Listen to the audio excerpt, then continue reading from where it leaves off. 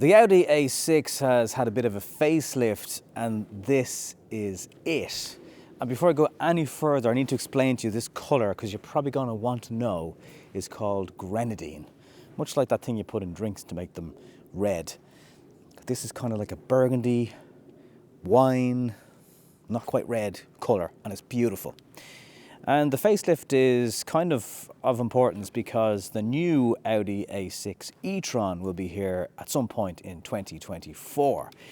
The other thing that's of interest is the new 5 Series is now here, and you can't get it in diesel in Ireland, but you can get this A6. Now this is not the new model, granted, and time will tell will Audi bring the diesel A6 to Ireland in the new version. I'm hedging a bet that they probably will, because new product from Skoda is coming with actually quite a range of diesel options. So that could be an edge that the new A6 has over the new 5 Series. Back to the present, this car is from €67,000. I was just doing a little bit of research today, just getting my bearings about this car and where it's come from, and I saw an article from 2011. Back then you could buy a new A6 for €42,000. Which is incredible when you think about it. Anyway, welcome to Novi on Cars. Let's have a look around at the facelift Audi A6. No denying it, it's a cracking looking car, S-line trim. Some minor details that have changed over the front of the grille, including what looks like air curtains. Yeah, they are, but they're very, very subtle. Just down here, a lot of plastic going on. Nothing too flash on the front of the grille to say it's an S-line or anything like that. Just a couple of sensors over the front. So the nose is just ever so slightly changed. It feels very low slung. In fact, from some angles and a quick look at the car, you might go, is that an A8 or is that an A6? Because it appears quite long. These are 21-inch alloy wheels. They are beautiful. They're sitting on Pirelli P0s that I've had a bit of a strange time with this week. Maybe it's the colder roads. Certainly first, second, third gear, pulling away from lights. A bit of a struggle to get traction. And also, when you're just trying to manoeuvre the car, parking and otherwise, there's this sliding going on with the tyres where it's just can't quite get to grips with it. So it's a tyre-specific thing, but something to bear in mind, because this is a front-wheel drive car with 204 brake horsepower. It's not quattro, and it's a 7-speed S-tronic gearbox. So there's a lot of torque going through those front wheels. And as I said, it can struggle to get grip depending on your weather conditions. The rear of the car, kind of proof that the A6 looks good from any angle. You have these really bright lights on the back. There's a black strip going across just under your Audi badge. Just A6 lettering, TDI and 40 and all that has been removed from the back of the car. I think it looks the better for it. There's not really fake exhaust going on. I know some people really hate the fake exhaust thing. I mean, there's still the shape of them, but there's no chrome, it's just black. So again, you don't really notice that. I think the car, again, looks all the better for it. Boot is decent. It's 540 litres. It is somewhat compromised, as most saloon cars are, by this part of the car, which just means your aperture into the boot is not as big as maybe an Avant and stuff like that, obviously. But when you get in there, it goes back in quite far. Not a huge lip for dragging things out. Bit of storage. Under here you have a spare wheel, so again there's not really any space to hide things down there, but it's a lot more roomier than a plug-in hybrid, which would lose a lot of that space. So 540 litres, pretty decent. Just that overall opening, I was trying to judge today would I get a dog box in there, and I was like, nah, it's not going to fit, and the dog's going to be in the dark, and yeah, it's just not really going to work. Interestingly, no electric tailgate on this car for the price, which is a little bit strange. Got to do it yourself. But it is very light. Very difficult to find much wrong with the back of the A6, to be honest. Plenty of foot and knee space. This particular model, although Audi do like to charge for it, have nets on the back of the seats. We have an armrest, which has an additional opening part just for covering things up. No access to the rear in this car, however. And there's quite a big hump in the floor, and something that I really kind of expected to have was your own individual climate control settings back here, but none of them either. So when I say there's not much to complain about, and I found a few things, I mean, from a space point of view, it's very good, it's very comfortable, loads of head height, even though it's got a sloping roof, that all still manages to work out well. But yeah, just a few more gadgets would be nice in the back. So if you watched any of my videos on Audi in the past, you'll probably know that I'm going to say it's lovely on the inside. And it is. It's really, really well put together. It's solid. The different materials used, and there's enough of them. You've got a bit of brushed aluminium, got a lot of glass. All these screens are haptic, which can trouble some people. They're not massive fans. However, the climate area here is always on, but then you're sometimes pressing the button a couple of times. For example, this A6 now comes with driver monitoring. Keep an eye if you're paying attention, and you've got to turn that off individually if you want it to stop beeping at you every time you go over the speed limit. You're doing that on the move and you're pressing buttons, and yeah, it can get a little bit annoying. But you know, as you look around you, it's still beautifully well made. I had a look at some of the newer stuff from Audi coming a few months ago. If you want to look at the new video of the Q6 e-tron up there, you can see what the new screens are going to look like. I presume they're going to make their way into the rest of the Audi models over time. Camera is very good, good resolution. It's not amazing, but it's very good. Cup holder storage space down here. You've got armrests going on, 2 USB-C down there. It's no wireless charging on this car. Again, the shortcomings that you'll always find in Audi cars, because in the one sense you can tailor make them and order things that you want, but then you are sometimes looking around going, how come it doesn't have that thing? Again, we've seen these instrument dials for quite a long time. They still look good though. The odd time CarPlay hasn't connected and you pull out the cable. You don't need to use the cable, but sometimes the phone's getting confused or the car's getting confused, I don't know. And you connect it back in again and then the audio starts working as it should. And I love that gear shifter. It's been around again for a long time, but it's just a nice shape and a nice design you don't see in cars too often. And the seats are very comfortable. There's supports on the back of your thighs also. So yeah, it's still a very comfortable place to be, but it is around for quite a long time now. This is not a fast car. I need to start the driving impressions by saying that. Where it really performs brilliantly though is that mid-range torque, that overtaking maneuver on a motorway, and just general driving on national roads and motorways. That's what this car is made for. Munching miles and kilometers, doing it really efficiently. Like 6 litres per 100 kilometers, not difficult to achieve that. Around town, stop start, you are talking more 8 to 9 litres per 100 kilometers. And that is a perfect example of why, if you're not doing the mileage, you should just get a petrol, because petrols would easily do that sort of efficiency anyway, you know. And it's all about the comfort. Heated seats are on.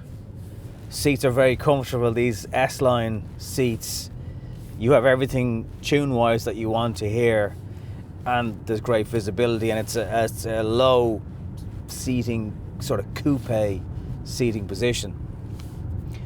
Glaringly obvious thing that's missing, again, not unusual for Audis, blind spot. Not standard. You do get frontal collision avoidance, which is very handy. However, today there was someone, they weren't even over the other side of the road, but the way the bend in the road worked, the car thought this car was going to hit me, and it slammed on the brakes. I was like, oh, what is going on here? And then you realise, yes, there's a beep to tell me I'm doing a kilometre over the speed limit. And what you need to do is go into your settings then, into car, into driver assist, traffic sign, speed warning. You still get the traffic sign warning, so you know when you're going above it accidentally or whatever, but you don't get that audible warning, because it can get fairly annoying. Now at higher speeds I'm not getting that traction issue, but I am getting it pulling away from the lights, pulling out of junctions, and you'll see the traction light flicking and you're like, what are you at? Because as I say, it's not an overly powerful car, but there's just so much torque out through the front wheels that sometimes, not the chassis, there's no wheel hop, nothing like that, but depending on what set of rubber you have in the car, that is what is potentially going to be a bit of an issue there. Despite the car being diesel powered, it's very, very quiet. Nice bit of dampening from the outside world. I'm not saying you can't hear things, you can, but it's very, very smooth. Even with these 21-inch alloys, there's no massive thumps from the road. It just kind of manages to get on with it, and that is impressive. Very few cars today with 21-inch alloy wheels can you say they're still comfortable. And remember, this is an S-line too. Much like hatchbacks, saloons can generally be better to drive, a little bit more engaged, handle better. That is true of this A6. The steering, while there's no huge level of feedback through it, again, that can be a characteristic of some Audi models, which is kind of funny because you think of some of the other cars they make which are totally full of driving engagement. But it's a heavy weighted steering setup. I like that. Sometimes, really light steering that's designed for city centre environments, it just, again, it takes away from some of the feeling of you being in control of the car. Again, a little bit of turbo lag, you're talking at least a second and a half there when you change gear, and that's what I mean by saying it's not the fastest car in the world, but what it does make up for, and that is the torque that you need and that you get when you need it. I've driven the new 5 Series, I've driven the M60, and that feels more agile. Performance is obviously very good because you're talking about electric torque. It is definitely the better car overall to drive, but as I say at the start, diesel is just not an option there in Ireland, so you're getting more and more limited. Like, yes, there is the E-Class from Mercedes. Again, they're very heavily leaning towards electrification, plug-in hybrid at the very least, and Audi have those options covered as well. It's quite a few years since I had an A6 plug-in hybrid on the channel, so they exist in those areas, but there's something about a diesel, and maybe it's a case of what's rare is wonderful. I'm not driving diesels too often anymore, so when you do get behind the wheel of one, you're kind of looking back with maybe the rose tinted. I don't know, but it's still a car that is going to soak up those kilometers.